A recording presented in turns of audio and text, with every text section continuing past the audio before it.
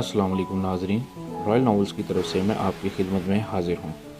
मज़ीद अच्छी वीडियोस देखने के लिए हमारे चैनल रॉयल नॉवेल्स को लाइक करें, सब्सक्राइब करें और शेयर करें। तो नाज़रीन, जिस किसी के साथ भी कोई वाक़या पेश आया हो वो नीचे दिए गए डिस्क्रिप्शन में हमारा ईमेल है, वहाँ अपना वॉइस नोट के ज़रिए अपना वाक़या हमारे साथ शेयर करें। हम अगली वीडियो में उसका वाक़या नशर करेंगे। शुक्रिया। तो चलिए शुरू करते हैं।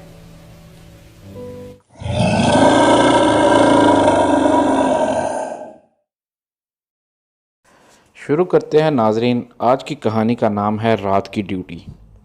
पिंडी बटिया के इलाके में शौकत नामी एक शख्स अपनी फैमिली के साथ रहा करता था, जो कि बहुत ही गरीब और छोटे से मकान में रहा करता था। शौकत जब 5 साल का था तो इसकी माँ बचपन में किसी बीमारी की वजह से फौत हो चुकी थी। इसलिए शौकत के घर में टोटल 6 लोग थे, जिनमें एक शौकत का बूढ़ा बाप बशीर, इसकी बीवी सदीक़ा और इसकी 16 साल बेटी नाज़मा और 2 बेटे। एक का नाम जमशेद जो कि 13 साल का था, दूसरा असद जो कि 9 साल का था, और ये दोनों बच्चे किसी सरकारी स्कूल में पढ़ते थे। इस तरह शौकत घर में अकेला ही कमाने वाला वो किसी ईंटें बनाने वाले भट्टे में काम किया करता था, जिसके पैसे शौकत को हफ्ते के हफ्ते मिला करते थे और इससे वो घर चलाया करता था। एक दिन शौकत काम से थका हारा घर आया और सेन में बिछी चारपाई पर बैठ के अपने कंधे से रुमाल उतार कर अपना पसीना साफ करने लगा। इतने में सदीक़ा ने शौकत को पानी का गिलास दिया और ख़ुद शौकत के कदमों में बैठकर इसके पाँव दबाते हुए कुछ सोचने लगी। शौकत ने पानी पिया और गिलास साइड पर रखते हुए सदीक़ा की तरफ देखा और फिर बोला, क्या हुआ सदीक़ा, आज तुम कुछ परेशान दिखाई दे रही हो। सदीक़ा ने शौकत की बात पर गौर नहीं किया और पाँव दबाते हुए किसी सोच में गुम रही। शौकत ने अपने पाँव पीछे हटाते हुए सदीक़ा से दोबारा पूछा, क्या हुआ, कहाँ खोई हुई हो। सदीक़ा ने अचानक चौंक कर शौकत की तरफ देखा और बोली, जी क्या कहा आपने। शौकत ने हैरत से सदीक़ा की तरफ देखते हुए कहा, क्या परेशानी है तुम्हें, मैं कब से पूछ रहा हूँ और तुम हो के जवाब ही नहीं दे रही। सब कुछ ठीक तो है ना। सदीक़ा ने हाँ में सर हिलाते हुए कहा, पर आपको पता है ना, हमारी बेटी अब बड़ी हो गई है और अब हमें इसकी शादी के बारे में सोचना चाहिए। शौकत ने अफसरदा सा होकर कहा, हाँ सोचना तो चाहिए, पर मैं जो पैसे लाता हूँ वो तो घर के अखराजात में खर्च हो जाते हैं और आजकल तो बिना जहेज़ के शादी में लोग किसी की बच्ची के सर पर हाथ भी नहीं रखते। पता नहीं ये सब कैसे होगा। मेरा तो कोई बहन भाई भी नहीं है जो कि मेरी मदद कर पाता, और मेरे बाप ने मेरे लिए कोई ज़मीन जायदाद भी नहीं रखी हुई कि जिसे बेचकर मैं अपनी बच्ची की शादी कर सकूं। आज आके ये घर है और इस घर को बेच देंगे तो हम सड़क पर आ जाएंगे। अभी शौकत ये बात कर ही रहा था कि सदीक़ा ने कहा, अगर आप मुनासिब समझें तो क्या मैं भी आपके साथ भट्टे में काम कर सकती हूँ। शौकत ने माथे पर बल डालते हुए सदीक़ा की तरफ देखा और बोला, ये तुम क्या कह रही हो। तुम्हें क्या लगता है मैं इतना गिर गया हूँ। अब मैं तुम्हें भी अपने साथ बैठकर अपने साथ भट्टे में झोंक दूँ। सदीक़ा ने कहा, अरे नहीं, मेरा वो मतलब नहीं था। मैं तो बस ये चाहती थी कि जैसे बाकी औरतें भी भट्टे पर काम करती हैं, मैं भी इन्हीं की तरह काम करके अपनी बच्ची के लिए बेहतर जहेज़ का सामान तैयार कर लूँगी। ज़रा आप ठंडे दिमाग से सोचें। अगर मैं काम करूँगी तो जो पैसे मैं कमाऊँगी वो पैसे मैं जमा करके अपनी बेटी की शादी के लिए रख दूँगी, और जो पैसे आप कमाते हो वो घर के अखराजात पर ही खर्च करते रहना, और जब हमारी बच्ची की शादी हो जाएगी तो मैं काम छोड़ दूँगी। तो ये क्या सही नहीं है। शौकत ने सदीक़ा की तरफ देखा और फिर नज़रें इधर उधर करते हुए कुछ सोचने लगा। फिर अचानक उठकर अपने दोनों हाथ अपने सर पर रख कर इधर उधर देखने लगा। सदीक़ा ने शौकत की तरफ देखते हुए कहा, क्या हुआ आपको, मैंने कुछ गलत कह दिया है क्या। शौकत ने कहा, मुझे समझ नहीं आ रहा मैं तुमसे क्या कहूँ।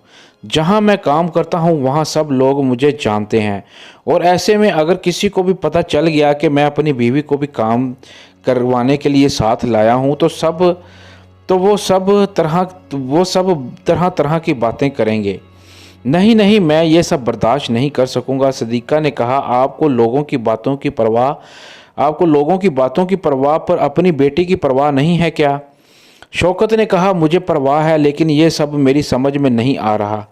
सदीका थोड़ी देर के लिए खामोश हो गई और कुछ सोचने के बाद बोली, अच्छा तो ठीक है, अगर मेरे भट्टे पे काम करने से आपकी इज्जत कम होती है तो मैं फिर कोई और काम कर लूँगी, जैसे कि लोगों के घर में झाड़ू बर्तन या कपड़े वगैरह धो लूँगी, क्योंकि सामने घर वाली बाजी ने भी मुझसे कहा था कि कोई काम करने वाली ढूंढ देना, इसलिए मैं खुद ही काम कर लूँगी। वैसे भी सामने वाली बाजी बहुत अच्छी हैं और वो हमारी अक्सर मदद करती रहती हैं, इस वजह से वो तनख्वाह भी अच्छी देंगी। मुझे ये सुनकर शौकत कुछ सोचने लगा और फिर सदीका की तरफ देखते हुए बोला, मेरा दिल तो नहीं मान रहा, पर मैं बहुत मजबूर होकर तुम्हें इजाज़त देता हूँ, लेकिन जब हमारी बच्ची की शादी हो जाएगी तो तुम काम छोड़ देना। सदीका ने कहा, जी ठीक है। फिर शौकत ने सदीका को कहा, अच्छा अब खाना तो दो, बहुत भूख लग रही है, और बच्चों को भी बुला लो। सदीका ने कहा, हाँ हाँ खाना तैयार है, बस अभी गर्म करके लाती हूँ, और बच्चे कमरे में टीवी देख रहे हैं, तब तक आप हाथ मुंह धो लें। ये कहकर सदीका खाना लेने के लिए चली गई और शौकत हाथ मुंह धोकर बच्चों के साथ बैठ गया और कुछ देर में सब ने खाना खाया और फिर सब सो गए। अगले दिन शौकत रोज़मर्रा की तरह काम पर गया और सदीका सामने वाली हमसाई फौजिया के घर गई, जो कि काफ़ी पैसे वाले लोग थे। सदीका ने फौजिया को नाज़मा की शादी को लेकर सारी बात बताई और अपने करने के लिए काम मांगा। फौजिया ने सदीका को कहा, अरे तुम्हारी बच्ची की शादी में जितना खर्च होगा वो सब मैं कर लूँगी, इसके लिए तुम्हें हमारे पास काम करने की कोई ज़रूरत नहीं है। सदीका ने कहा, नहीं फौजिया बाजी, मैं अपनी बेटी की शादी के लिए आपसे पैसे नहीं ले सकती। आपका दिल बहुत बड़ा है, आपका बहुत बहुत शुक्रिया। आप पहले ही मेरी बहुत मदद करती रहती हैं, बस आप मुझे काम पर रख लें तो ये आपकी मुझ पर बहुत बड़ी मेहरबानी होगी, क्योंकि मेरे शौहर जो पैसे कमाते हैं वो सब घर में ही खर्च हो जाते हैं। इस वजह से मैं अपने शौहर का हाथ बटाकर अपनी बेटी के लिए जहेज़ का सामान इकट्ठा करना चाहती हूँ, तो आप मुझे काम देकर ये एक एहसान मुझ पर कर दें। फौजिया ने कहा, अरे इसमें एहसान वाली कौन सी बात है, तुम आज से ही इस घर में काम कर सकती हो। बाकी मुझे तुम्हारी खुददारी पसंद आई, इसलिए मैं तुम्हें तनख्वाह भी अच्छी दूंगी। और हाँ, तुम्हारा शौहर क्या काम करता है? सदीका ने कहा, बाजी वो किसी ईंटों के पट्टे पर काम करते हैं। फौजिया ने कहा, अच्छा खलील यानी फौजिया का शौहर, खलील आते हैं तो मैं इनसे तुम्हारे शौहर के लिए भी कोई अच्छा सा काम ढूंढने को कहूँगी, ताकि तुम्हारे घर के हालात बेहतर हो सकें और तुम्हारी बेटी की शादी अच्छे से हो सके। सदीका ने कहा, फौजिया बाजी आपका बहुत बहुत शुक्रिया, अल्लाह पाक आपको हमेशा खुश रखे, आमीन। ये कहकर सदीका ने फौजिया के घर का काम शुरू कर दिया और झाड़ू बर्तन वगैरह काम करके मुकम्मल करके वापस घर आ गई। फिर शाम को शौकत भी अपने काम से वापस आया तो सदीका ने इसे फौजिया के साथ हुई तमाम बातों के बारे में बताया और अपने काम के बारे में बताया तो शौकत बहुत खुश हुआ। फिर सदीका ने कहा कि फौजिया बाजी अपने शौहर से आपके लिए कोई अच्छा सा काम ढूंढने को कहेंगी जिसमें आपको ज़्यादा पैसे मिलेंगे। शौकत ने कहा, अच्छा ये तो बहुत अच्छी बात है, वैसे भी भट्टे का काम करके मैं बहुत थक जाता हूँ और पैसे भी बहुत कम मिलते हैं। सदीका ने कहा, हाँ मुझे उम्मीद है कि फौजिया बाजी आपके लिए भी काम का बंदोबस्त कर देंगी। शौकत ने आसमान की तरफ मुंह करके अल्लाह का शुक्र अदा किया और फौजिया और इसके शौहर के लिए दुआ की। फिर अपने वालिद के कमरे में गया। वहाँ जाकर शौकत ने अपनी वालदा की खैरियत पूछी और इनसे अपने हक़ में बेहतरी के लिए दुआ करने को कहा। तो बशीर ने आंखों में आंसू लिए शौकत के हक़ में दुआ की और इसे कहा, बेटा मैं बहुत लाचार हूँ कि मैं तुम्हारे लिए कोई ज़मीन जायदाद नहीं बना सका और तुम्हें इस हाल में देखकर मुझे बहुत दुख होता है। शौकत ने बशीर के हाथों को चूमते हुए कहा, अब्बू ये आप कैसी बातें कर रहे हैं? आपकी वजह से ही तो मैं आज चल फिर रहा हूँ। मैंने तो अपनी अम्मी को ठीक से भी नहीं देखा और वो फौत हो गई थी। इसके बाद मैंने जब से होश संभाला है तब से आपको ही मेरे लिए मेहनत करते हुए देखा है। آپ کا راتوں کو جاگ جاگ کر مجھے ہوا دیتے ہوئے دیکھا آپ کا راتوں کو جاگ جاگ کر مجھے ہوا دیتے ہوئے دیکھنا اور آپ کا خود بھوکا رہ کر مجھے کھانا کھلاتے ہوئے میں نے آپ کو دیکھا ہے۔ میرے لیے ماں اور باپ سب کچھ آپ ہی ہیں۔ آپ نے میرے لیے کیا، میں ساری زندگی بھی لگا دوں تو آپ کے ایک لمحے کا بھی احسان نہیں چکا سکتا۔ یہ کہتے ہوئے شوکت نے بشیر کو گلے لگا لیا۔ دونوں کی آنکھوں میں آنسو آ گئے اور پھر شوکت نے کہا، ابو مجھے آپ سے کسی بھی قسم کا کوئی گلہ نہیں اور نہ ہی مجھے کچھ چاہیے، بس میرے لیے آپ کی دعائیں ہی کافی ہیں۔ بشیر نے شوکت کے سر پر ہاتھ پھیرتے ہوئے کہا، بیٹا میری دعائیں ہمیشہ تم لوگوں کے ساتھ ہیں۔ آج جب میں اپنی پوتی پوتوں کو دیکھتا ہوں تو مجھے ایک نئی زندگی مل جاتی ہے۔ بس بیٹا تم سے ایک بات کہنا چاہتا ہوں۔ شوکت نے کہا، جی ابو کہیں، آپ جو بھی کہنا چاہتے ہیں۔ بشیر نے کہا، میں تمہاری پرورش تو کی پر غربت کی وجہ سے تمہیں پڑھا لکھا نہیں سکا، اس وجہ سے آج تمہیں بھٹے پہ کام کرتا دیکھ کر دل جلتا ہے۔ اگر میں تمہیں پڑھایا لکھایا ہوتا تو شاید آج تم اتنا مشقت والا کام نہ کر رہے ہوتے۔ اسی لیے میں آج تم سے کہنا چاہتا ہوں، چاہے جو بھی ہو جائے تم اپنے بچوں کو ضرور پڑھانا، تاکہ ان کا آنے والا مستقبل روشن ہو اور وہ میری اور تمہاری طرح ان پڑھ نہ ہو اور وہ تمہاری طرح کسی بھٹے میں کام نہ کریں۔ یہ کہتے ہوئے بشیر پھر سے رونے لگا۔ شوکت نے اپنے والد کو دلاسا دیتے ہوئے کہا، ابو آپ فکر نہ کریں، میں سمجھ رہا ہوں آپ کیا کہہ رہے ہیں۔ میں اسی وجہ سے اپنے بچوں کی پڑھائی پر توجہ دیتا رہتا ہوں تاکہ وہ میری طرح ان پڑھ نہ بنے اور مستقبل پڑھے لکھے اور کامیاب انسان بنے۔ آپ دعا کرتے رہا کریں، انشاءاللہ جیسا آپ چاہتے ہیں ویسا ہی ہوگا۔ اب آپ روئیں مت۔ اور ہاں، میں آپ کو بتانے آیا تھا کہ سامنے والے ہمسائے میرے لیے کوئی اچھا کام ڈھونڈنے لگے ہیں، تو آپ دعا کریں ان کے وسیلے سے مجھے کوئی اچھا سا کام مل جائے اور پھر میں بھٹے کا کام چھوڑ دوں گا، اس طرح آپ کی تکلیف کچھ کم ہو جائے گی۔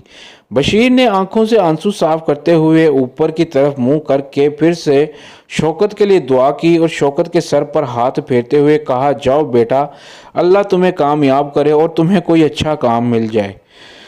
شوکت نے پھر سے بشیر کا شکریہ ادا کیا اور اس کے ہاتھ چوم کر اس کے کمرے سے باہر آ گیا اور بچوں کے پاس جا کر بیٹھ گیا۔ اتنے میں باہر دروازے پر دستخط ہوئی۔ صدیقہ نے جا کر دروازہ کھولا تو باہر فوزیہ ہاتھ میں کھانے کی ایک بڑی ٹرے ہاتھ میں لیے باہر کھڑی تھی۔ صدیقہ نے جلدی سے فوزیہ کو اندر بلایا اور پھر کمرے سے ایک کرسی لا کر فوزیہ کو بیٹھنے کو کہا۔ فوزیہ نے ٹرے صدیقہ کو دیتے ہوئے کہا، ارے میں بیٹھ جاتی ہوں، پہلے تم یہ رکھ لو، اس میں کچھ کھانا ہے جو میں بچوں کے لیے لے کر آئی ہوں۔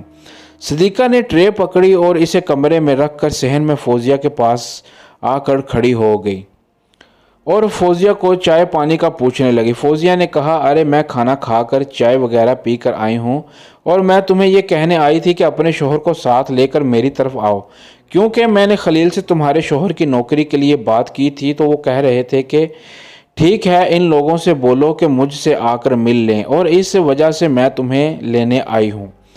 فوزیہ کی یہ بات سن کر صدیقہ جلدی سے کمرے میں گئی اور شوکت کو ساتھ لے کر باہر صحن میں آئی اور فوزیہ نے شوکت سے سلام دعا کرنے کے بعد کہا، بھائی آپ کو میرے میاں بلا رہے ہیں،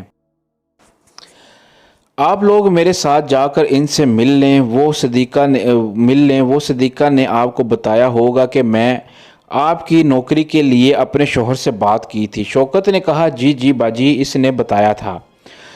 فوزیہ نے کہا، تو چلیں پھر آپ میرے ساتھ آئیں۔ یہ کہتے ہوئے فوزیہ اٹھی اور شوکت اور صدیقہ کو اپنے ساتھ اپنے گھر لے گئیں۔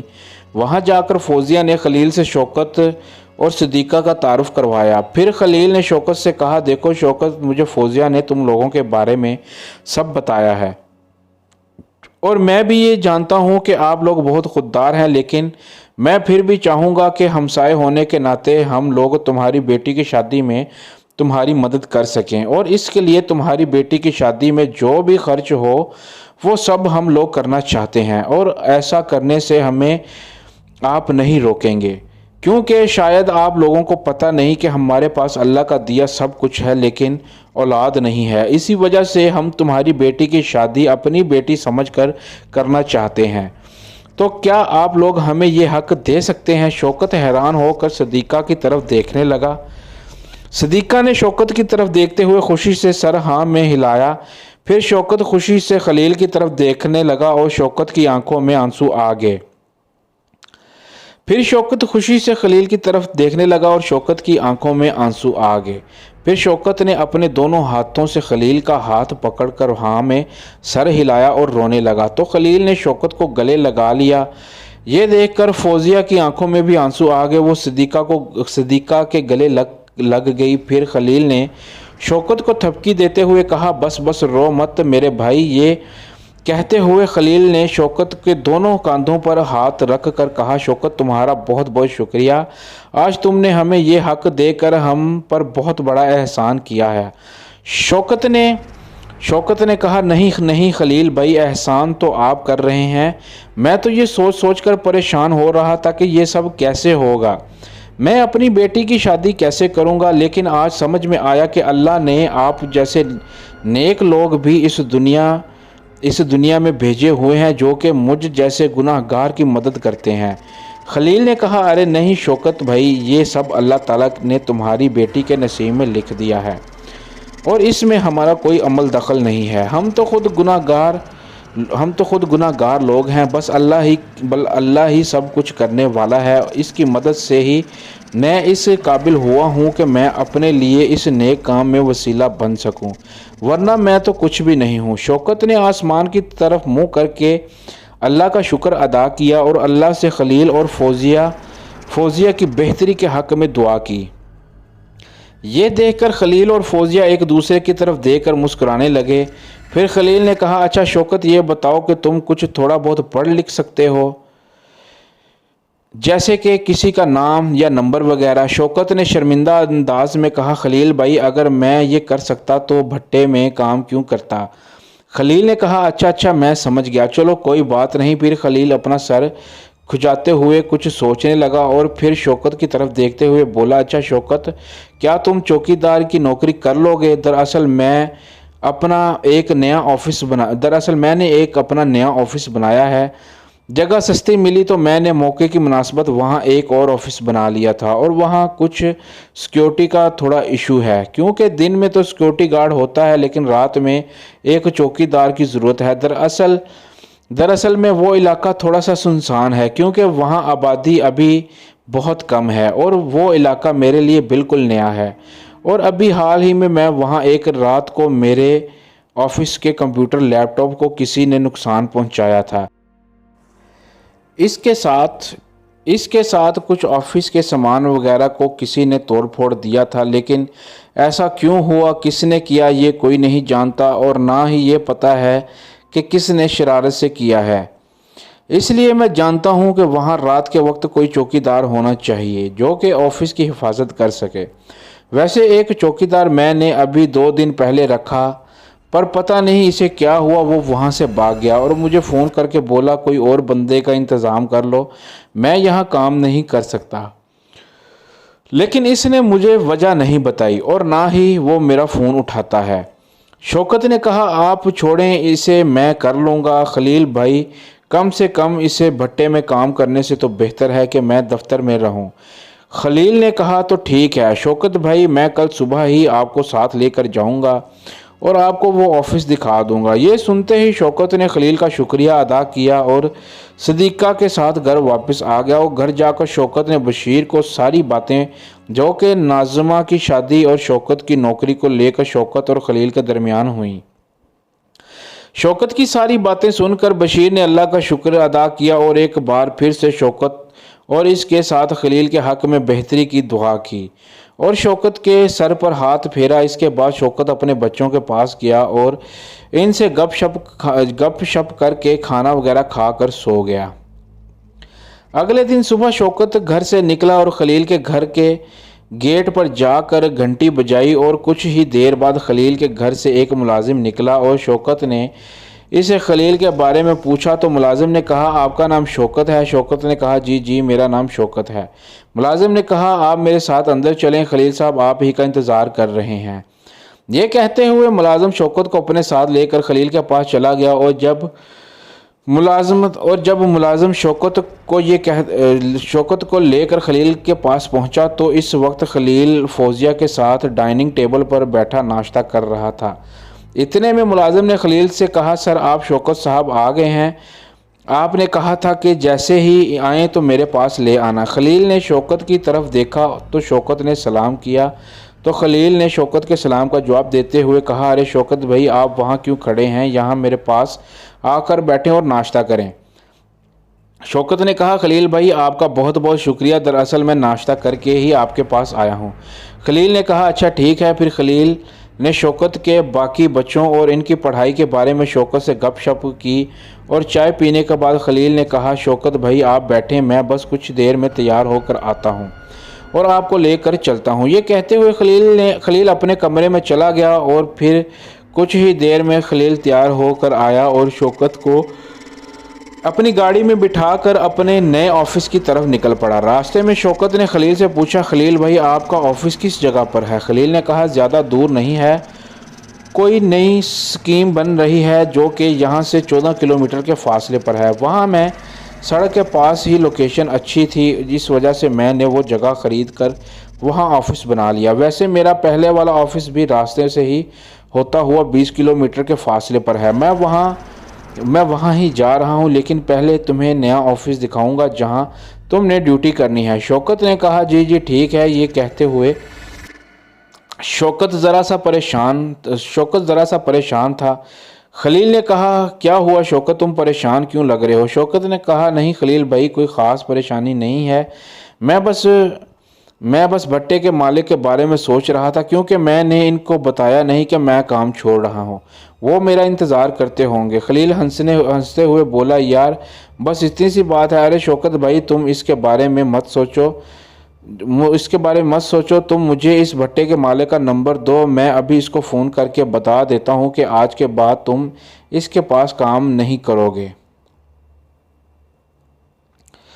شوکت نے کہا، جی میں ابھی نمبر دیتا ہوں۔ یہ کہتے ہوئے شوکت نے اپنی جیب سے ایک چھوٹی سی ڈائری نکالی اور اس میں ایک صفحہ جو کہ مڑا ہوا تھا۔ شوکت نے وہ صفحہ خلیل کو دکھاتے ہوئے، خلیل بھائی یہ جو کاغذ مڑا ہوا ہے اسی پر کہیں میاں عمران یعنی بھٹے کے مالک کا نام اور ٹیلی فون نمبر لکھا ہوگا۔ خلیل نے وہ ڈائری پکڑی تو وہ فولڈ ہوئے پیج پر ہی میاں عمران کا نمبر لکھا ہوا تھا اور ساتھ میں ہی اس کا موبائل نمبر بھی لکھا ہوا تھا۔ خلیل نے مسکراتے ہوئے شوکت سے کہا، ارے واہ شوکت بھائی، آپ تو کہتے ہیں کہ آپ کو لکھنا نہیں آتا، پھر یہ سب کس نے لکھا ہے؟ شوکت نے کہا، جی مجھے واقعی میں پڑھنا لکھنا نہیں آتا، یہ نمبر مجھے میاں عمران نے ہی لکھ کر دیا تھا، اگر کبھی کوئی دیر سویر ہو جائے تو مجھے ٹیلی فون کر لینا۔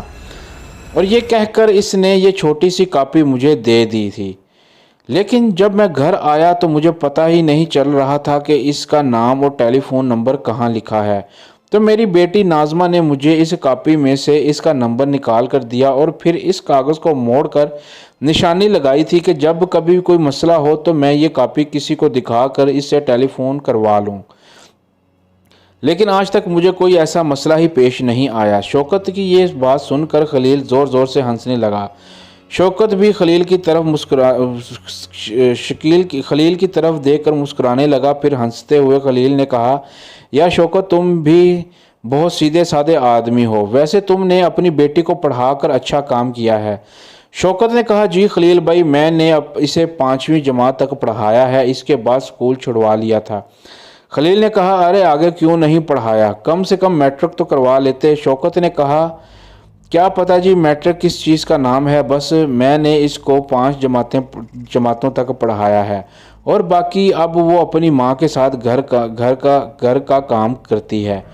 خلیل نے مسکراتے ہوئے کہا، اچھا ٹھیک ہے، اور پھر میاں عمران کو فون کرنے لگا اور پھر جب میاں عمران نے فون اٹھایا تو خلیل نے اسے اپنا تعارف کروایا، جس پر میاں عمران خلیل کو سر کہہ کر خلیل سے بات کرنے لگا۔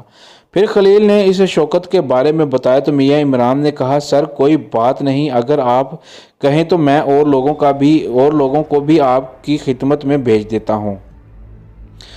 خلیل نے کہا، ارے نہیں بہت شکریہ، اللہ حافظ، اور یہ کہہ کر خلیل نے فون کاٹ دیا۔ پھر خلیل نے کہا، لو جی شوکت بھائی آپ کا کام ہو گیا ہے، آپ میرے ساتھ ڈیوٹی پر ہیں۔ شوکت نے مسکرا کر کہا، جی سر۔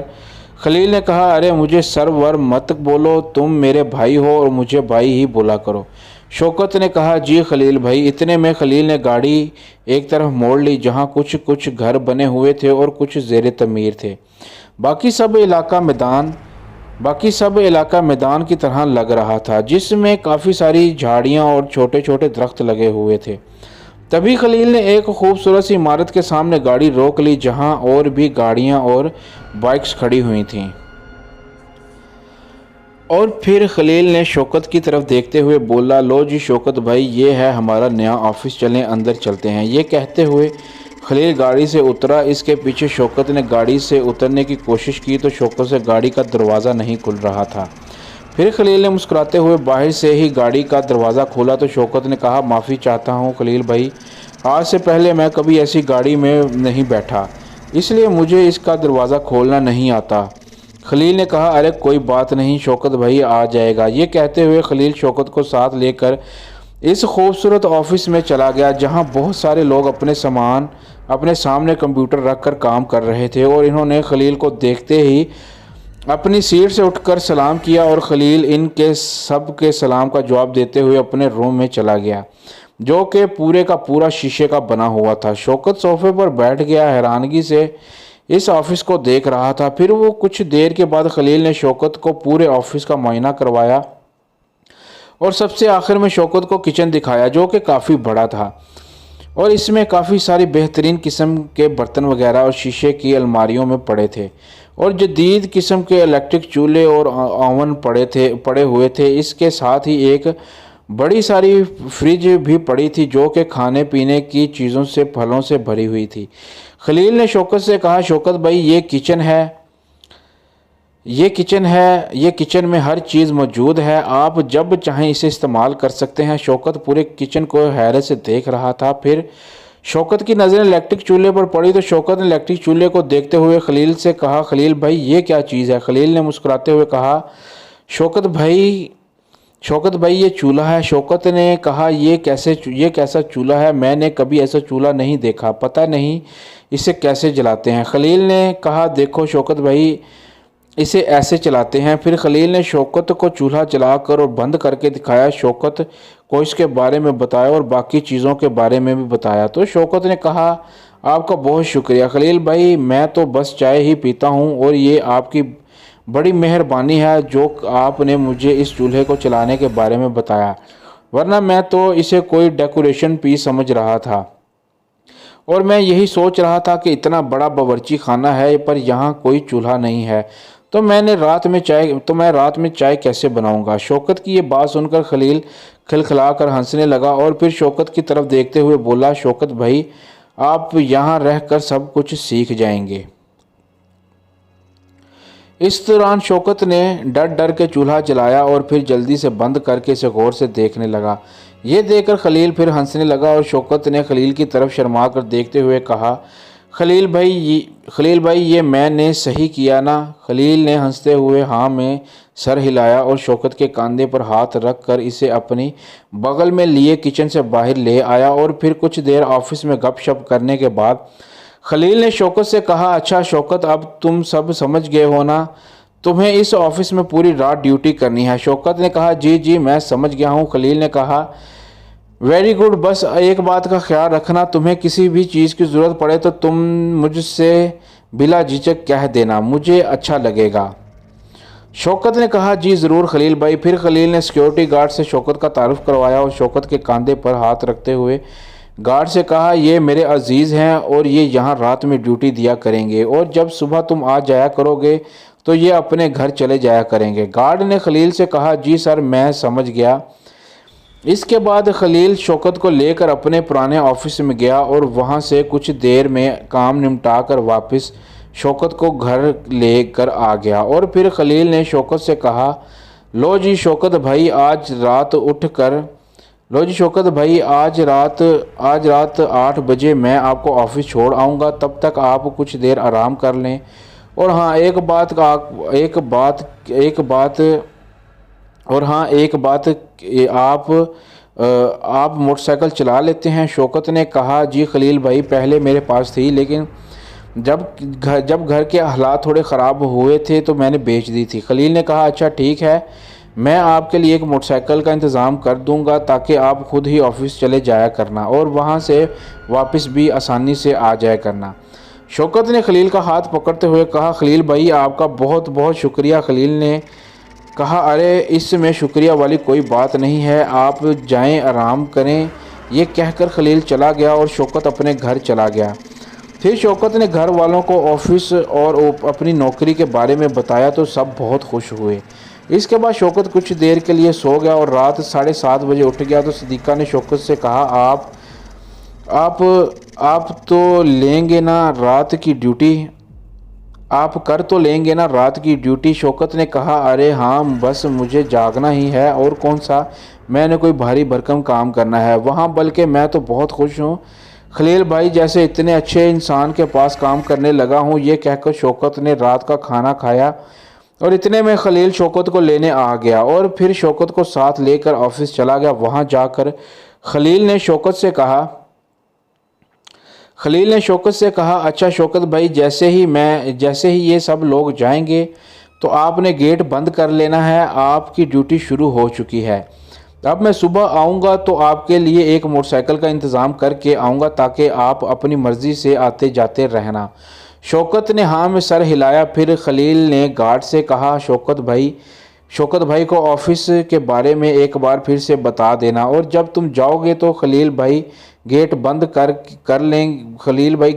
کر لیں گے کیونکہ پھر ان کی ڈیوٹی شروع ہو جائے گی۔ گارڈ نے کہا جی سر آپ بے فکر رہیں۔ پھر خلیل نے شوکت سے سلام لیا اور وہاں سے چلا گیا، اور کچھ دیر میں باقی لوگ بھی چلے گئے اور گارڈ بھی شوکت کو سارا کچھ سمجھا کر چلا گیا۔ گارڈ کے جاتے ہی شوکت نے گیٹ بند کیا اور ایک کرسی پر بیٹھ کر پرانے گانے گنگنانے لگا، اور کچھ دیر میں شوکت اٹھ کر کچن میں گیا اور فریج کھول کر اس میں بڑی کھانے پینے کی چیزوں کو دیکھنے لگا۔ پھر شوکت نے ایک سیب پکڑا اور اسے دھو کر کچن سے باہر لا کر کھانے لگا۔ اتنے میں باہر گیٹ پر دستخط ہوئی۔ شوکت نے سیب کرسی پر رکھا اور گیٹ کے پاس جا کر بولا کون ہے، لیکن باہر سے کوئی آواز نہیں آئی۔ شوکت نے سمجھا شاید کسی نے غلطی سے کھٹکھٹا دیا ہوگا۔ یہ سوچ کر شوکت واپس کرسی کی طرف بڑھا ہی تھا کہ دوبارہ گیٹ پر دستخط ہوئی۔ شوکت نے وہیں سے کہا کون ہے؟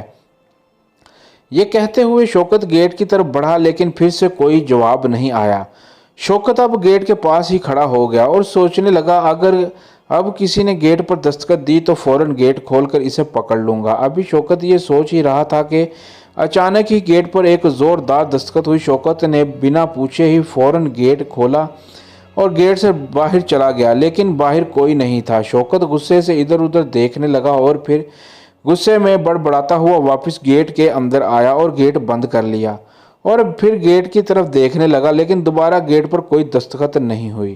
شوکت نے گیٹ کی طرف دیکھتے ہوئے اونچی آواز میں کہا تم جو بھی ہو باز آ جاؤ، ورنہ اگر دوبارہ تم نے شرارت کی تو میں تمہارا سر توڑ دوں گا، کیونکہ میں مذاق کرنے کا عادی نہیں ہوں اور نہ ہی مذاق برداشت کرتا ہوں۔ یہ کہتے ہوئے شوکت واپس کرسی کے پاس آیا اور سیب اٹھا کر کھانے لگا تو شوکت نے دیکھا کہ جہاں سے شوکت نے سیب کھایا ہوا تھا وہاں بہت سارا خون لگا ہوا ہے۔ شوکت نے سوچا کہ شاید یہ میرے کمزور دانتوں کی وجہ سے ہوا ہے۔ اس وجہ سے شوکت نے وہ سیب آفس کی دیوار کے اوپر سے باہر پھینک دیا اور کچن سے ایک اور سیب لا کر کھانے لگا، اور کھاتے ہوئے پھر سے گنگنانے لگا کہ اچانک شوکت کو اپنے ساتھ ساتھ کسی اور کے گنگنانے کی آواز بھی سنائی دینے لگی۔ شوکت نے اچانک گنگنانا بند کر دیا اور ادھر ادھر دیکھنے لگا۔ تبھی اچانک کوئی گیند جیسی چیز آ کر شوکت کے سر پر لگی اور سائیڈ پر گر گئی۔ شوکت نے جلدی سے اٹھ کر اس گیند کی طرف دیکھا تو وہ وہی سیب تھا جو کہ شوکت نے خون آلود ہونے کی وجہ سے باہر پھینک دیا تھا، لیکن یہ آدھا سیب تھا اور اس پر کوئی خون نہیں تھا۔ ایسا لگ رہا تھا جیسے خون والی جگہ سے کسی نے اس سیب کو کھا لیا ہو۔ شوکت حیرانی سے اس سیب کو دیکھ رہا تھا اور پھر شوکت اس دیوار کی طرف دیکھنے لگا جہاں سے شوکت نے یہ سیب پھینکا تھا، اور دیکھنے کے بعد شوکت نے وہی سیب اٹھا کر دوبارہ باہر پھینک دیا اور جس طرف سب سیب پھینکا اسی طرف دیکھنے لگا اور ادھر ہی دیکھتے ہوئے شوکت واپس بیٹھ کر اپنا سیب کھانے لگا کہ اتنے میں شوکت کو گندی سی بدبو آنے لگی اور شوکت کو لگا جیسے اس کے منہ کا ذائقہ بدل گیا ہے۔ شوکت نے فوراً منہ سے سیب کو باہر اگل دیا تو شوکت نے دیکھا کہ جو سیب شوکت نے اگلا تھا وہ بالکل کالے رنگ کا تھا۔ اسے دیکھتے ہی شوکت نے ہاتھ میں پکڑے سیب کی طرف دیکھا تو وہ بالکل گلا سڑا ہوا تھا اور اس سے بدبو آ رہی تھی۔ شوکت نے جلدی سے وہ سیب بھی باہر پھینک دیا اور کلی کرنے کے لیے کچن میں گیا اور نلکا کھول کر کلی کرنے لگا، لیکن جیسے ہی شوکت کلی کرتا تو بہت سارا کالے رنگ کا پانی اس کے منہ سے باہر آتا۔ ایسا لگ رہا تھا جیسے شوکت نے کوئلہ کھا لیا ہو۔ کافی دیر کلی کرنے کے بعد جب شوکت کے منہ سے صاف پانی باہر آیا تو شوکت نے یہ دیکھ کر ایک لمبی سانس لی اور پھر فریج کھول کر اس میں سے دودھ نکال کر چائے بنانے لگا۔ اتنے میں باہر سے کسی کے قدموں کی آواز سنائی دی۔ ایسا لگ رہا تھا کہ کوئی چلتا ہوا کچن کی جانب آ رہا ہے۔ شوکت نے کچن کے دروازے کی طرف دیکھتے ہوئے جلدی سے چولہے کی آنچ ہلکی کی اور کچن سے باہر جا کر دیکھنے لگا کہ کون ہے، لیکن باہر کوئی نہیں تھا۔ اتنے میں شوکت کو کسی کرسی کے سرکنے کی آواز سنائی دی۔ شوکت جلدی سے وہاں گیا جہاں شوکت نے کرسی رکھی ہوئی اور جیسے ہی شوکت کرسی والی جگہ پر پہنچا تو شوکت فوراً حیران رہ گیا، کیونکہ جس جگہ شوکت کرسی چھوڑ کر گیا تھا کرسی وہاں نہیں تھی بلکہ ایک دیوار کے ساتھ لگی ہوئی تھی۔ ایسا لگ رہا تھا کہ جیسے کوئی کرسی پر چڑھ کر دیوار پھلانگ رہا ہو۔ یہ دیکھ کر شوکت حیران پریشان ہو گیا اور شوکت کو لگا کہ کہیں کوئی چور تو نہیں تھا جو کہ چوری کر کے دیوار کے راستے پھلانگ کر باہر چلا گیا ہے۔ شوکت سر پر ہاتھ رکھ کر بیٹھ گیا اور سوچنے لگا آخر وہ کیا چوری کر کے لے گیا ہوگا۔ یہ سوچتے ہوئے اچانک شوکت کو یاد آیا کہ میں تو کچن میں چائے چولہے پر رکھ کر آیا ہوں۔ یہ سوچتے ہی شوکت جلدی سے کچن کی طرف بھاگا اور جیسے ہی شوکت کچن میں گیا تو پھر سے حیران رہ گیا، کیونکہ شوکت کی ساری چائے ابل کر چولہے پر گری ہوئی تھی اور چولہے کی آنچ فل تیز ہو گئی تھی۔ اس کے ساتھ فریج کا دروازہ بھی کھلا ہوا تھا جس میں کافی چیزیں زمین پر گری ہوئی تھیں، لیکن ان میں سے ایسی بدبو آ رہی تھی جیسے وہ بھی سیب کی طرح خراب اور گل سڑ گئی ہوں۔ شوکت نے جلدی سے جا کر چولہا بند کیا اور پھر زمین سے گری ہوئی چیزیں اٹھانے لگا۔ اتنے میں پھر سے چولہے کی آواز سنائی دی۔ شوکت نے چونک کر چولہے کی طرف دیکھا تو چولہا پھر سے تیز آنچ پر چل رہا تھا۔ شوکت نے پھر سے چولہا بند کر دیا اور جیسے ہی شوکت فریج کی طرف بڑھا تو چولہا پھر سے چلنے لگا۔ شوکت نے غصے سے چولہا بند کرتے ہوئے کہا ارے بند ہو جا میرے باپ۔ تو اتنے میں کسی کے ہنسنے کی آواز سنائی دی۔ شوکت نے چونک کر ادھر ادھر دیکھتے ہوئے کہا کون ہے یہ، کون ہنس رہا ہے، سامنے آؤ۔ لیکن شوکت کو کوئی نظر نہیں آیا۔ شوکت نے باہر جا کر ادھر ادھر دیکھا پر باہر بھی کوئی نہیں تھا۔ پھر شوکت نے غصے میں ادھر ادھر دیکھتے ہوئے 2-4 گالیاں نکالیں اور واپس کچن میں آیا تو دیکھا کہ فریج کا دروازہ بند تھا۔ یہ دیکھ کر شوکت نے دونوں ہاتھوں سے اپنا سر پکڑا اور زمین پر بیٹھ گیا اور خود سے کہنے لگا یہ میرے ساتھ کیا ہو رہا ہے، کہیں یہ رات کی ڈیوٹی کی وجہ سے تو نہیں ہو رہا، کیونکہ اس وقت تو میں سویا ہوتا ہوں، شاید یہ نیند کی وجہ سے ہو رہا ہے۔ یہ کہتے ہوئے شوکت پھر سے اٹھا اور چائے کا برتن دھو کر دوبارہ چائے بنانے کے لیے چولہا جلایا اور فریج سے دودھ نکال کر چولہے پر رکھ کر برتن میں دودھ ڈالنے لگا تو چولہا پھر سے خود ہی بند ہو گیا۔ شوکت نے کہا کیا مصیبت ہے، پہلے خود ہی جل رہا تھا اب خود بند ہو رہا ہے۔ یہ کہتے ہوئے شوکت نے دوبارہ چولہا جلایا تو تھوڑی دیر کے بعد پھر سے چولہا بند ہو گیا۔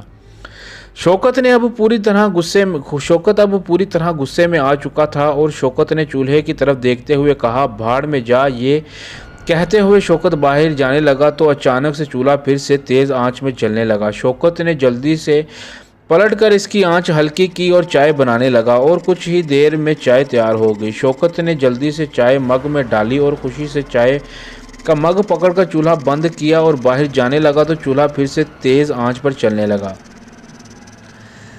جسے دیکھ کر شوکت نے کہا اب تو بھاڑ میں جا، یہ کہتے ہوئے شوکت کچن سے باہر آ گیا اور اپنی کرسی پر بیٹھ کر چائے پینے لگا اور خود سے کہنے لگا اب ساری تھکاوٹ دور ہو جائے گی اور اب میں اس چور کے بچے کو دیکھوں گا۔ یہ کہتے ہوئے شوکت مزے سے چائے پینے لگا اور پھر سے گنگنانے لگا کہ اچانک شوکت کو کسی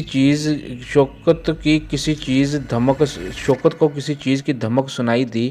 شوکت ایک دم سے چونک کر اٹھا اور چائے کا مگ ایک سائیڈ پر رکھ کر ایک لکڑی سے بنا ہوا صفائی والا برش اٹھا کر جہاں سے دھمک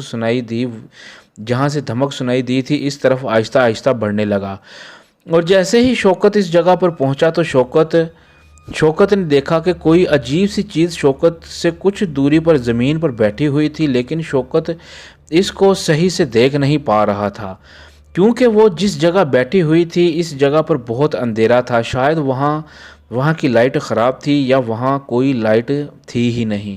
شوکت اسے دیکھ کر وہیں رک گیا، اس کو غور سے دیکھنے کی کوشش کرنے لگا، لیکن شوکت کو صرف ایسا ہی دکھائی دے رہا تھا جیسے کوئی بڑے بڑے بالوں والا کوئی ریچھ یا کوئی اور جانور ہے، لیکن وہ ہل جل نہیں رہا تھا، بس اس کے عجیب و غریب سانس لینے کی آواز سنائی دے رہی تھی۔ اب شوکت تھوڑا سا گھبرا گیا تھا اور سوچنے لگا اگر یہ کوئی جنگلی جانور ہے تو اس کو ڈنڈے سے نہیں روکا جا سکتا۔ ابھی شوکت یہ سوچ ہی رہا تھا کہ وہ چیز اچانک کھڑی ہو گئی، اور جیسے ہی وہ کھڑی ہوئی تو اسے دیکھ کر شوکت کے رونگٹے کھڑے ہو گئے کیونکہ وہ چیز قد میں شوکت سے کافی اونچی لگ رہی تھی۔ شوکت نے دل میں سوچا کہ یہ تو واقعے میں کوئی ریچھ ہے۔ پھر شوکت آہستہ آہستہ وہاں سے پیچھے ہٹا اور جیسے ہی شوکت اور اس کے درمیان فاصلہ بڑھا تو شوکت وہاں سے بھاگ کر کچن میں گیا اور وہاں سے ایک بڑی سی چھری ہاتھ میں لے کر آہستہ آہستہ کچن سے باہر نکلا اور اس چیز کی طرف واپس جانے لگا، لیکن جیسے ہی شوکت اس جگہ پر واپس گیا تو وہاں کوئی نہیں تھا۔ شوکت گھبرا کر ادھر ادھر دیکھنے لگا۔ اس وقت شوکت بری طرح کانپ رہا تھا اور اس کے ہاتھ میں پکڑی ہوئی چھری بھی اس کے ہاتھ کے ساتھ کانپ رہی تھی۔ پھر اچانک شوکت کی نظر دیوار کے اوپر پڑی تو شوکت ایک دم ڈر گیا اور اس کی بکھلاہٹ میں اس کے ہاتھ میں پکڑی ہوئی چھری چھوٹ کر زمین پر گر گئی، کیونکہ شوکت نے دیکھا کہ وہاں وہی چیز دیوار پر بیٹھی آنکھیں پھاڑے شوکت کی طرف دیکھ رہی تھی۔ اس کے بال بہت ہی لمبے تھے اور اس کے ہاتھ پاؤں جانوروں کی طرح تھے اور اس کی بڑی بڑی سرخ آنکھیں رات میں آگ کی طرح چمک رہی تھیں۔ یہ دیکھ کر شوکت کے پاؤں تلے زمین ہی نکل گئی۔ اس نے اس کی طرف دیکھنے کے بعد اپنے کانپتی ہوئی گردن سے نیچے گری ہوئی چھری کی طرف دیکھا تو شوکت کی ہمت ہی نہیں ہوئی کہ وہ زمین سے چھری اٹھا لے۔ شوکت نے اپنے کانپتے ہوئے قدم پیچھے لینے شروع کیے تو شوکت کو لگ رہا تھا جیسے کہ اس کے قدم بھی اس کا ساتھ نہیں دے رہے۔ تو ناظرین، جاری ہے رات کی ڈیوٹی۔ کہانی کا بقیہ حصہ ہم اگلی سٹوری میں پیش کریں گے۔ تو ناظرین، یہ تھا آج کا واقعہ۔ دوستو، واقعہ پسند آیا ہو تو کمنٹس کر کے لازمی بتائیے گا۔ اللہ آپ کے تمام گھر والوں کو ہمیشہ خوش و خرم رکھے، آمین ثم آمین یا رب العالمین۔ مزید اچھی ویڈیوز دیکھنے کے لیے ہمارے چینل رائل ناولز کو لائک کریں، سبسکرائب کریں اور شیئر کریں اور بیل آئیکن پر کلک کرنا نہ بھولیے۔ اگر کسی کے ساتھ کوئی واقعہ پیش آیا ہو تو نیچے دیے گئے ڈسکرپشن میں ہمارا ای میل ہے، وہ اپنا واقعہ وائس نوٹ میں ہمیں میل کرے، ہم اس کا واقعہ اگلے دن اپنے ویڈیو میں نشر کریں گے۔ شکریہ۔